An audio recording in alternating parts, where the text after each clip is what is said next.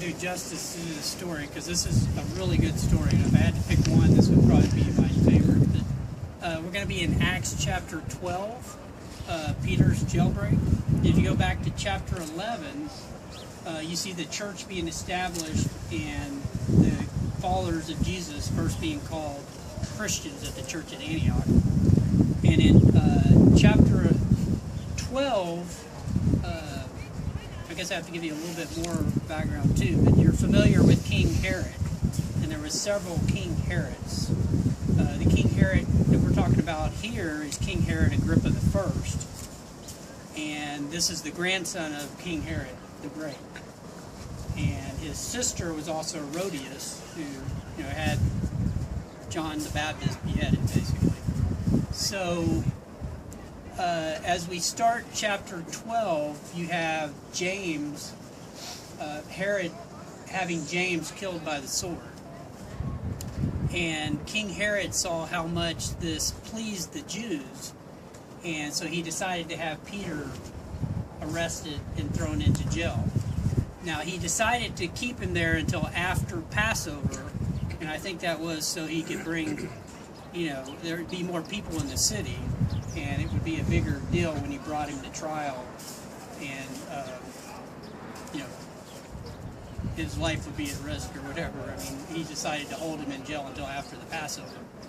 And so Peter's in jail, and King Herod has 4 squads of 4 soldiers each, so 16 soldiers guarding him. So it would be like 4 soldiers, on a shift, basically.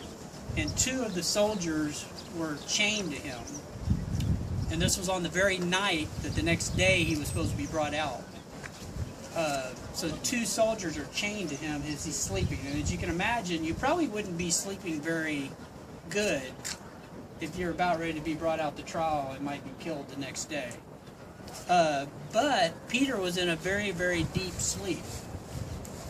And I say that because an angel of the Lord, there was a light that came in the cell, and an angel of the Lord poked him in the side and said, "Wake up and put on your sandals and your jacket," I think it was. And so Peter, still thinking this is a vision, gets up, the chains fall off.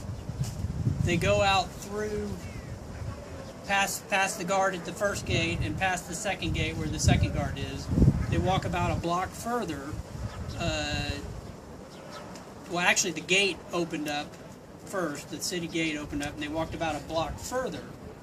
And then the angel departed.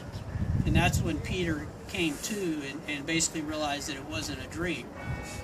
And at this point, he went to the house of John Mark, which I don't know where that's also where the Last Supper was at, most likely.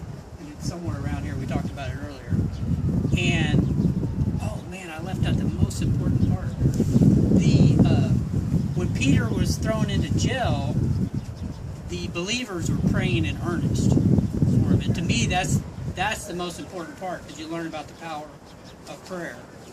And so after all this has happened, he goes to where the believers were praying, and he knocks on the door, and a servant girl, Rhoda, comes to the door, and she hears Peter's voice, but in the excitement, she doesn't open the door.